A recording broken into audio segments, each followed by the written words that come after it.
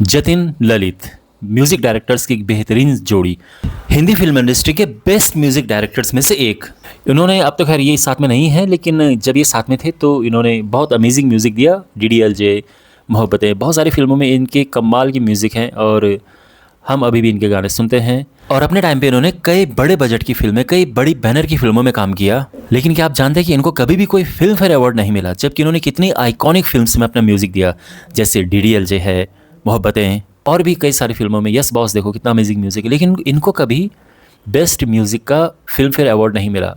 अब आप ये कह सकते हैं कि फिल्म फेयर अवार्ड की इतनी कोई रेपुटेशन है नहीं, लेकिन है। फिल्म फेयर अवार्ड अब जो भी आजकल होता है उसमें, लेकिन एक ज़माने में फिल्म फेयर अवार्ड की बहुत अच्छी रेपुटेशन थी।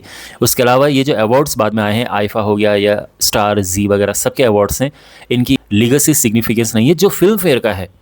तो फिल्म फेयर अवार्ड अगर मिलता है तो वो जिसको मिलता है वो उसको बहुत चेरिश करता है, उस चीज़ को बहुत वैल्यू करता है। नाउ द क्वेश्चन इज, जो मेन वीडियो बनाने का पर्पस है वो ये है कि इनको फिल्म फेयर अवार्ड किस वजह से नहीं मिला।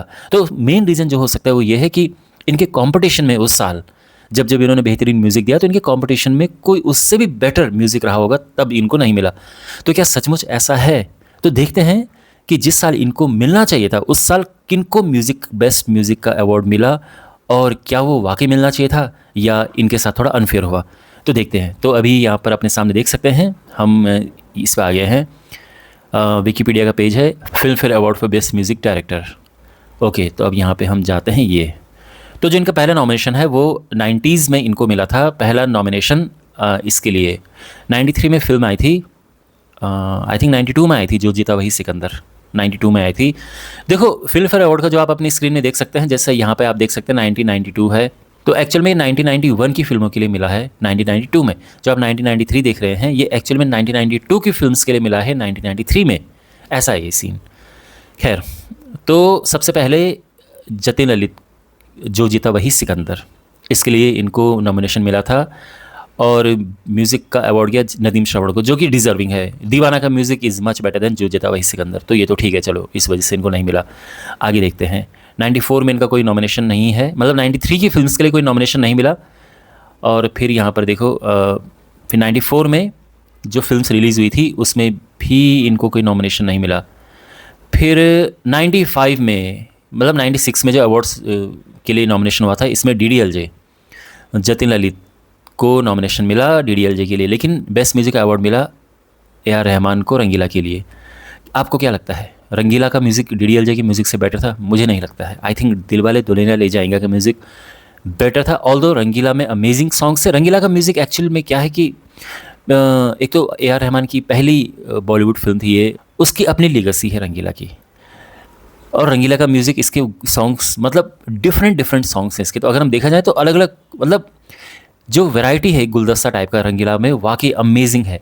बट आई स्टिल फील कि डीडीएलजे का म्यूज़िक रंगीला से बेटर था। आई नो आप इसमें आर्ग्यू कर सकते हैं, बट डीडीएलजे के लिए डेफिनेटली मिलना चाहिए था जतिन ललित को बेस्ट म्यूज़िक का अवार्ड। ओके, खैर, क्या लगता है आपको, अनफेयर था या रंगीला वाकई डिजर्विंग करती है? देखो, रंगीला बेकार म्यूज़िक नहीं कह रहा हूँ मैं, it is good, very good, but again DDLJ deserves bet more. I mean DDLJ deserved that award that year. Next, Jatin Lalit खामोशी और मिला राज हिंदुस्तानी। राज हिंदुस्तानी का म्यूज़िक अच्छा ही था इससे, इनफैक्ट माचिस का म्यूज़िक बहुत अच्छा था, तो ठीक है, ये तो समझ आता है। फिर जतिन ललित को यस बॉस में नॉमिनेशन मिला, और यस बॉस का म्यूज़िक भी रियली अमेजिंग था, बट दिल तो पागल है वॉज एट अनदर लेवल। तो वैसे इस साल अगर आप नोटिस करो, 1997 में जो रिलीज फिल्में हैं, क्या अमेजिंग फिल्म है। देखो म्यूज़िक वाइज, दिल तो पागल है, बॉर्डर, यस बॉस, परदेस, गुप्त, सभी एक से बढ़कर एक। तो म्यूज़िक वाइज ये साल अमेजिंग रहा। इसके बाद 1998 में जो रिलीज फिल्में हैं उसमें दिल से तो, बिल्कुल दिल से तो मुझे लगता है कि पूरी 90s की फिल्म्स का अगर कोई अवार्ड मिलता पूरे डेकेड के लिए, तो भी दिल से कोई मिलता, तो ये तो फुली डिजर्विंग है। जतिन ललित ने, ऑल्दो कुछ होता है, अच्छा म्यूज़िक था उसमें, अमेजिंग नहीं कहूँगा मैं, ठीक था। प्यार तो होने था में भी ठीक म्यूज़िक था, बट दिल से तो खैर is at another level, God level था दिल से। ओके, नाउ 2000 में आते हैं। 2000 की अगर हम बात करें, यानी 1999 में जो रिलीज फिल्में हैं उनके लिए जो अवार्ड मिला 2000 में, उसमें जतिन ललित को सरफरोश में नॉमिनेशन मिला। ऑल्दो म्यूज़िक उसका ठीक था, अच्छा म्यूज़िक था, बहुत सारे उसमें जगजीत सिंह की एक गज़ल भी थी और अच्छा म्यूज़िक था, बट ऑब्वियसली ताल तो खैर वॉज एट अनदर लेवल, तो well deserving A R Rahman that year, तो यहाँ भी समझ आता है। उसके बाद 2001 में जो 2000 की फिल्मों के लिए अवार्ड मिला, तो देखो 2000 में जतिन ललित को नॉमिनेशन मिला मोहब्बतें के लिए, और उस साल best music director award Rajesh Roshan को मिला था कहो ना प्यारे के लिए। अब अगर मैं ओवर द टाइम की बात करूँ, यानी लेट में, अगर हम जिसे कहते हैं ना कि शेल्फ लाइफ, तो मुझे लगता है शेल्फ लाइफ इसकी ज़्यादा अच्छी है मोहब्बतें की। लोग ज़्यादा इसके गाने ओवर द टाइम लोगों ने सुने, पर कहो ना प्यारे उस समय एक ऐसा मतलब एक तूफान आया था ऐसा कि, और इसका भी फ़र्क पड़ता है, मतलब एक कुछ इन्फ्लुएंस, इतनी सुपर हिट फिल्म जो आती है तो हल्का फुल्का उसका भी इन्फ्लुएंस हम कह सकते हैं। ऑल्दो DDLJ के टाइम पे ऐसा इन्फ्लुएंस मैंने नहीं देखा, उस साल रंगीला को मिला था जबकि सुपर हिट फिल्म DDL ज़्यादा थी। बट इस साल कहो ना प्यारे, अब कहो ना प्यारे का म्यूज़िक भी अच्छा है, ख़राब म्यूज़िक नहीं है, उसमें भी वैरायटी के गाने हैं, बट मुझे लगता है कि मोहब्बतें के गाने ज़्यादा अच्छे। अगर मैं अब सुनता हूँ तो मैं मोहब्बतें के गाने ज़्यादा सुनना पसंद करूँगा कहो ना प्यार है की जगह पे। बट ठीक है, मैं ये नहीं कहूँगा कि ये डिज़र्विंग नहीं था, इसमें कन्फ्यूज़न हो सकती है, बट ठीक है चलो। इसके बाद नेक्स्ट है जतिन ललित को कभी खुशी कभी गम के लिए नॉमिनेशन मिला, और उस साल लगान को मिला अवार्ड। मुझे लगता है कि लगान के सॉन्ग्स कभी खुशी कभी गम से ज़्यादा अच्छे थे, अमेजिंग सॉन्ग्स थे लगान के, बिल्कुल डिफरेंट उसके, तो ठीक है बढ़िया। नेक्स्ट फिर जतिन ललित, अब 2003 में कोई नॉमिनेशन नहीं मिला, 2004 में चलते चलते के लिए नॉमिनेशन मिला, और कल हो ना हो को अवार्ड मिला। ठीक है, म्यूज़िक दोनों को ही ठीक ठाक है, कल हो ना हो का अच्छा म्यूज़िक था वैसे कंपैरेटिवली। चलो फिर 2005 में नॉमिनेशन मिला इन फिल्म्स को, इसमें जतिन ललित थे हम तुम के लिए। हम तुम का म्यूज़िक ठीक ठाक था, तो समझ आता है कि क्यों नहीं मिला। मैं हूं ना को मिला इस साल अनु मलिक को, बट अगर आप देखें इसमें नॉमिनेशन में देखो वीर ज़ारा है, स्वदेश है। वीर ज़ारा को मुझे लगता है उसका music was much better, way better. Murder का भी म्यूज़िक मुझे लगता है ज़्यादा बेटर था, बट वीर ज़ारा को मेरे ख्याल से उसको मिलना चाहिए था। Wait, last nomination Jatin Lalit को मिला फना के लिए। फना का म्यूज़िक ठीक था, बट रंग दे बसंती वॉज वे बेटर, तो ये भी समझ आता है।